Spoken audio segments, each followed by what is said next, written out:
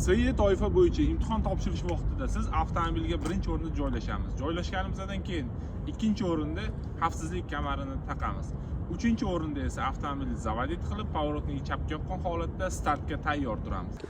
Avtomobilimiz koridordan chiqib keladi, orqa bilan harakatlangan holatda kelib turib, mana bu joyda joylashgan oq chiziqqa 1 metrdan uzoq bo'lmagan masofada chiziqqa bosmasdan to'xtash kerak.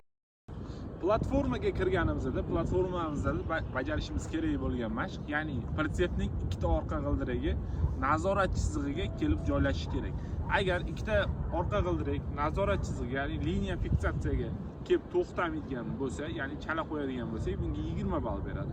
Platformaga kirib chiqishimiz istalgancha bo'lishi mumkin, ya'ni 2 minut ichida kirib chiqib haligi to'g'rilab olishimizga ruxsat beradi.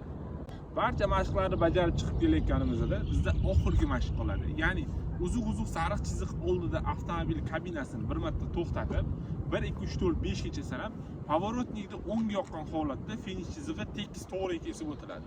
Поворотник o'ngga yoqilmaganiga 5 ball beradi. Bu joyda to'xtamasdan harakatlanish, ya'ni to'xtamasdan o'tib ketib qoladigan bo'lsangiz, bunga ham 5 ball beradi.